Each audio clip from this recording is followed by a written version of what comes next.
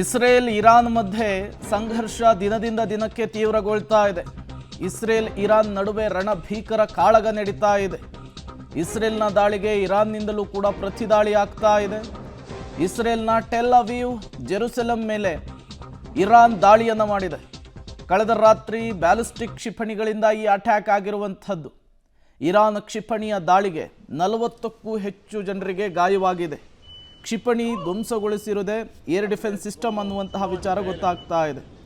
ಈ ಮೂಲಕ ಸಹಜವಾಗಿಯೇ ಈಗ ಸಾಕಷ್ಟು ಪ್ರಶ್ನೆಗಳು ಕೂಡ ಈ ಎರಡೂ ದೇಶಗಳ ನಡುವೆ ಸೃಷ್ಟಿಯಾಗಿರುವ ಕಂದಕದಿಂದ ನಿರ್ಮಾಣವಾಗ್ತಾ ಇದೆ. ಈ ಯುದ್ಧ ಮತ್ತೆಲ್ಲಿಗೆ ಹೋಗಿ ತೆಗೆದುಕೊಂಡು ನಿಲ್ಲಿಸುತ್ತೆ ಅನ್ನುವಂತಹ ಪ್ರಶ್ನೆ ಈಗ ಜಗತ್ತನ್ನು ಕಾಡ್ತಾ ಇದೆ. ಈಗಾಗಲೇ ಇಸ್ರೇಲ್ ಇರಾನ್ ಮಧ್ಯೆ ಯಾವ ರೀತಿ ಸಂಘರ್ಷ ತೀವ್ರಗೊಳ್ತಾ ಇದೆ ಅನ್ನೋದನ್ನು ಗಮನಿಸ್ತಾ ಇದ್ದೀರಿ. ಅಣ್ವಸ್ತ್ರ ಕೇಂದ್ರಗಳನ್ನೇ ಗುರಿಯಾಗಿಸಿಕೊಂಡು ಕ್ಷಿಪಣಿ ಮೂಲಕ ಇಸ್ರೇಲ್ ವೈಮಾನಿಕ ದಾಳಿಯನ್ನು ಕೂಡ ನಡೆಸ್ತಾ ಇದೆ. ಇದರಿಂದ ಸಾವು ನೋವುಗಳ ಸಂಖ್ಯೆ ಕೂಡ ಜಾಸ್ತಿ ಆಗ್ತಾ ಇದೆ.